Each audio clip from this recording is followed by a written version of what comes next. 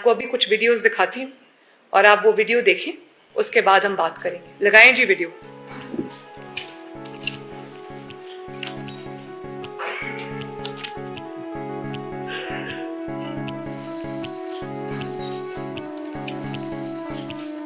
आप आज मेरी बातें एंजॉय करेंगे।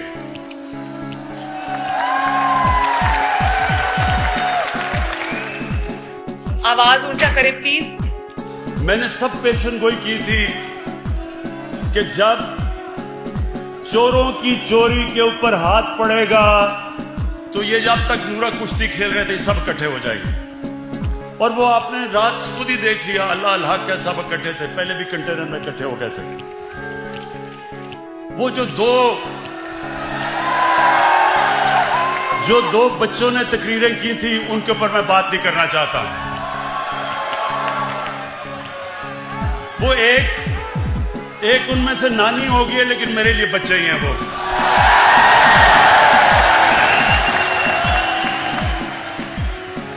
इसको रीप्ले करें, ये गोल्डन अल्फाज है, जरा रीप्ले करें प्लीज। वो एक उनमें से नानी होगी है, लेकिन मेरे लिए बच्चे ही हैं वो।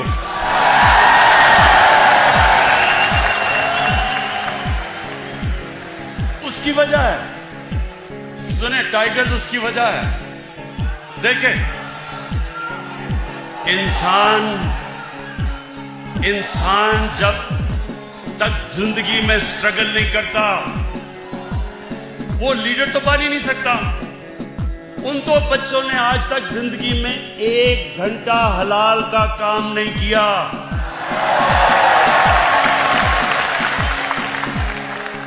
वो आज जाके लेक्चर दे रहे हैं दोनों। 1 घंटा उन दोनों ने पैसे बनाने के लिए हलाल का काम नहीं किया। पले किसके ऊपर हैं? अपने दोनों बापों की हराम की कमाई के ऊपर पले हुए हैं। तो उनके ऊपर तबसरा करना फजूल है। अगला लगाएं जरा। मरियम बीवी जिनको सच बोलने में बड़ा मुश्किल पड़ती है, ये जरा ये सुन लें। इस तरह मुझे लगा कि आप लोगों को बेवकूफ नहीं बना सकते। मेरी सेंट्रल लंदन में प्रॉपर्टीज तो दूर की बात है, मेरी पाकिस्तान में भी कोई प्रॉपर्टी नहीं है। मैं अपने वालिद के साथ है और मुझे समझ नहीं आई कि मेरी और मेरी वालदा की और बहन भाइयों की प्रॉपर्टीज ये कहाँ से निकाल के ले आए हैं। मेरे नाम पाकिस्तान में कोई प्रॉपर्टी नहीं है, ये तो इंग्लैंड की बात है। हाय अल्लाह, कोई प्रॉपर्टी किधर से आएगी? मुझे तो एहसास प्रोग्राम में डाल दो, मेरे पास तो है ही कुछ नहीं। मरियम बीवी, वैसे मैं ये बताऊं, जितने सीधे मुंह से आप झूठ बोलती है मैंने कभी किसी को नहीं सुना। अगला लगाएं जरा। अच्छा, जब ये सारा सामने आ गया तो लोगों ने मरियम से पूछा कि ये बताएं कि जनाब आपके पास पैसा किधर से आया। तो आप ये जरा सुने कि मरियम क्या कहती है, सुने जरा।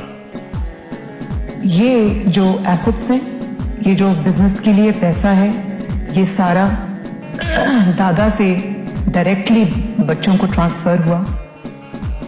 सुन लिया, ये सुन लिया। मरियम कहती है कि हमारा तो दादा इतना अमीर आदमी था कि हमारे पास तो ये पैसा दादे ने दे दिया। मरियम नवाज, मैं आज उसे अप्रिशिएट करना चाहता हूं। सुने सुने क्यों? कि इतना बड़ा झूठ बोलते हुए एक भी मुंह से लाइन इधर उधर नहीं हुई।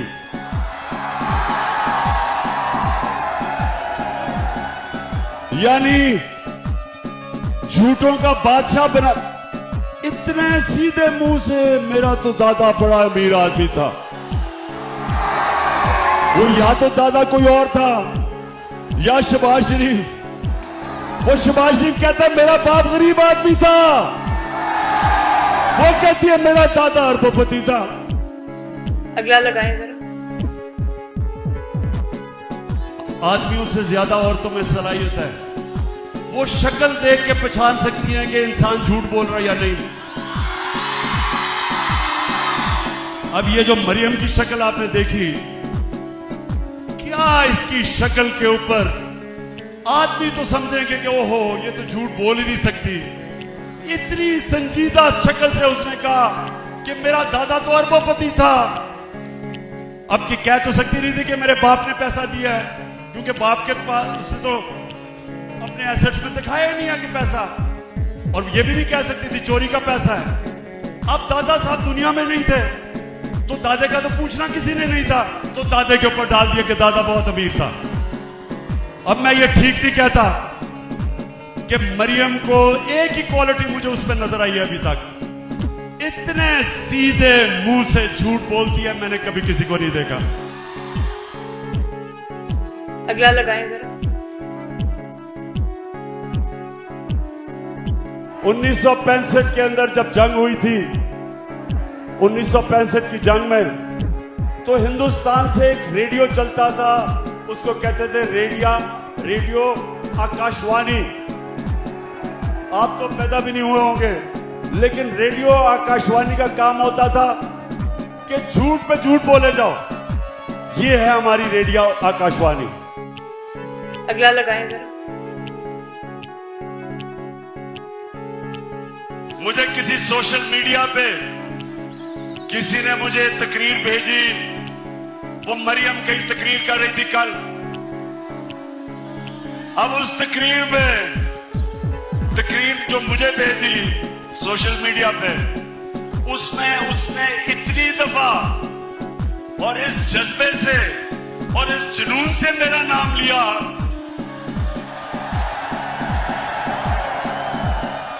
कि मैं उसको ये कहना चाहता हूं, मरियम देखो, थोड़ा ध्यान करो, तुम्हारा खामद ही नाराज ना हो जाए जिस तरह तुम ये बार बार मेरा नाम लेती हो।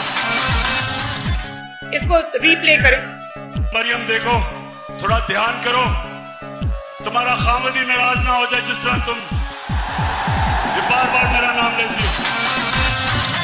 ये एक ही शख्स की गुफ्तगू है, ये दो अशखास की गुफ्तगू नहीं है, ये दो लोगों की गुफ्तगू नहीं है, ये एक ही शख्स की गुफ्तगू है जिसका नाम इमरान खान है।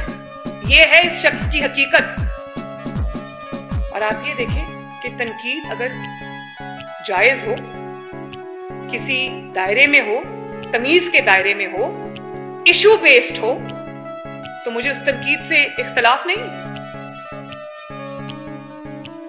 लेकिन आप सिर्फ ये देखें कि वो क्या तालीम दे रहे हैं, और जब आपको एनआरओ नहीं मिलता तो आप इस तरह से तमीजी शुरू कर देते हैं। और आप तालीम क्या दे रहे हैं? वही जो आपने पीटीआई के लोगों को, जब मरियम औरंगजेब के साथ जो लंदन में हुआ, क्या आप लोगों को तरगीब दे रहे हैं? ये तो कोई मुल्क का बदतरीन दुश्मन नहीं करेगा। हर चीज को आपने अपनी घटिया सियासत की नजर करना है तो आपको शर्म होनी चाहिए।